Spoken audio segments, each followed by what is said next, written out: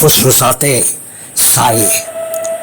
एक युवा आदमी आकाश अपने पड़ोस की खूबसूरत महिला रिया के प्रति जिज्ञासु था। हर रात उसके अपार्टमेंट से अज्ञात पुरुषों की फुसफुसाहट सुनाई देती थी। एक दिन रिया ने उसे अपने यहाँ आमंत्रित किया और उनकी पहली मुलाकात ने एक नया मोड़ लिया। उन्होंने कई विषयों पर गहराई से बात की और रिया ने उसे अपनी दुनिया में शामिल किया। दूसरी बार उसने उसे रात के खाने के लिए बुलाया और माहौल ने एक रोमांटिक परिपूर्णता प्राप्त कर ली। भोजन और शराब अद्भुत थे, जैसे कि रिया ने उसकी पसंद को ध्यान में रखा।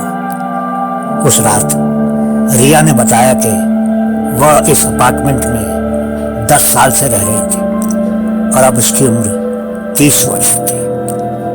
आकाश, जो उसके प्रति आकर्षित हो चुका था, ने उसे प्रस्ताव दिया और रिया ने खुशी से स्वीकार लिया। उनकी पहली चुंबन ने दोनों के दिलों में एक नई उम्मीद जगाई। वे एक दूसरे के साथ हर सप्ताहांत नई जगहों पर घूमने लगे और आकाश ने उसके लिए कई महंगे तोहफे खरीदे।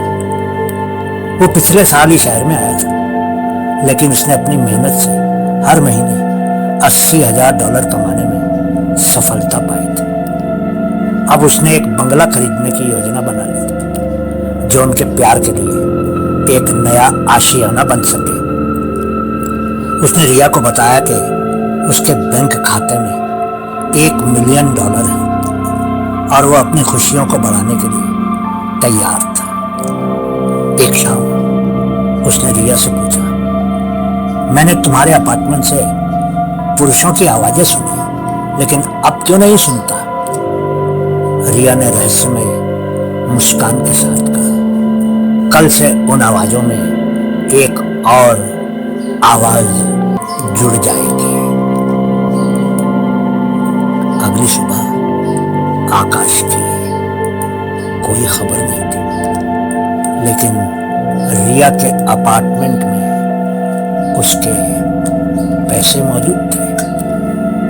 किसी को नहीं पता था कि रिया ने उसे रात के खाने के लिए बुलाया था, लेकिन वो वापस नहीं आया। उसने चुपचाप उसके अपार्टमेंट में जाकर $1 मिलियन का बैग ले लिया। उसके बाद कोई भी आकाश को नहीं देख सका, जैसे वो अचानक हवा में विलीन हो गया। रिया अपने अपार्टमेंट में अकेली थी और उन पुरुषों की आवाजों में से एक आवाज आकाश की थी।